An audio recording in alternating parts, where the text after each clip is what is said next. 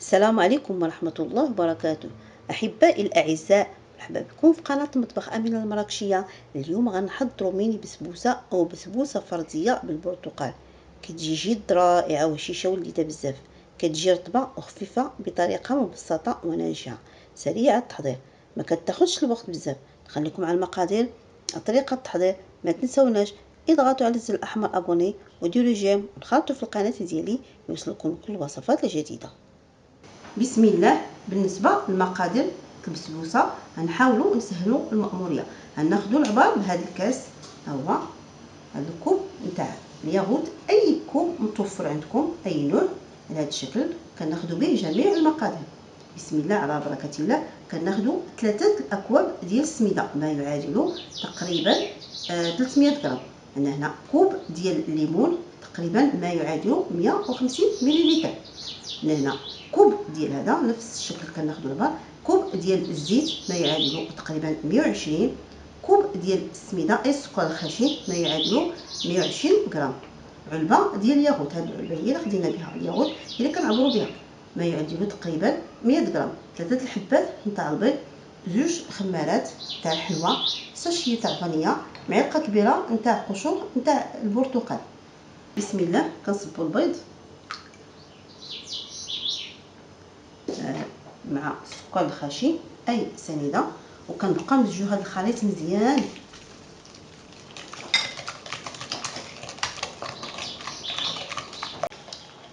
بسم الله. بعد ما طربنا البيض مع السنيده كنصبوا الزيت وكنبقاو نمزجو هذا الخليط ديالنا مزيان، الزيت مع البيض مع السكر. بعد ما طربنا الكل الان كنصبوا هاد القشور تاع البرتقال، واحد فانيلا، ياغوت،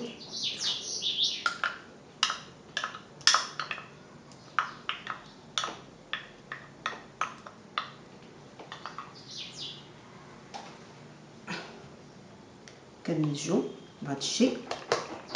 من بعد عاد كنصبوا البرتقال. الان نصبوا البرتقال.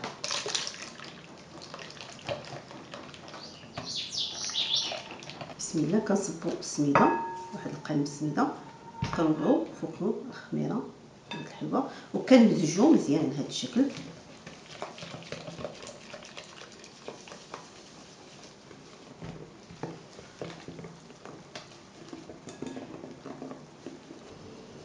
بعد ما مزجنا السميده صبحت على هذا الشكل، القوام ديال العجين ها هو على هذا الشكل كيف ما كتلاحظوا. الان غنحيدوه. كناخذوا هاد الليمون، ها هما كتلاحظوا كندير لهم الزبده والسميده، يمكن نديرو حتى الكوك، ندهنوا بالزبده مزيان ونرشوا عليهم الكوك ونتركوهم، بعد نبدا نعمرو فيهم. بسم الله.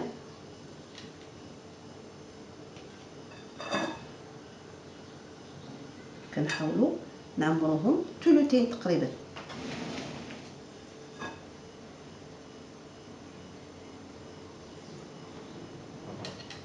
وكنبقاو مستمرين حتى نعمروا الكل.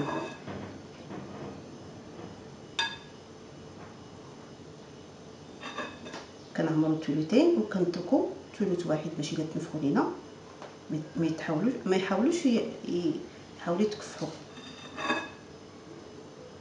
بسم الله. بعد ما عمرنا جميع المول الان كندخلوا الفران. الفران راه سبق لينا سخناه، كيكون العافيه ساخنه حتى تيسخن، ومن بعد تنقصوا عليه النار تكون النار متوسطه وكنراقبهم حتى تيطيبوا.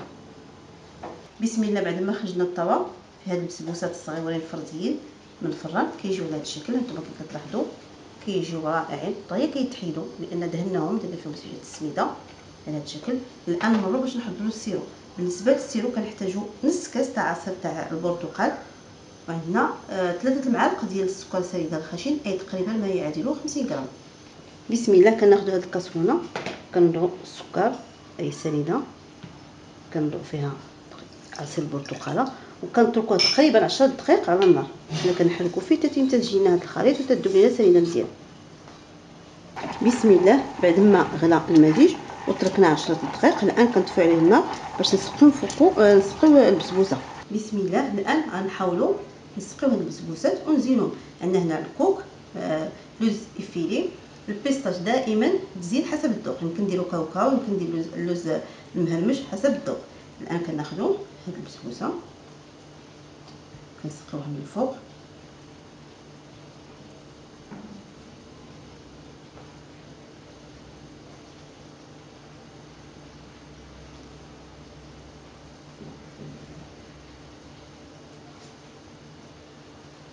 نحاولوا نزينوها. بيستاش دائما تزيين حسب الذوق، وكنبقاو مستمرين حتى نكملوا الكل. الشكل النهائي ديال البسبوسه جات على هذا الشكل. البسبوسه كتجي رائعه ولذيذه لذيذه بزاف. كنتمنى تعجبكم وغادي تعجبكم. جربوها، بارطاجوا مع الاصدقاء ديالكم في الفيسبوك والواتساب. وشكرا، السلام عليكم ورحمه الله وبركاته.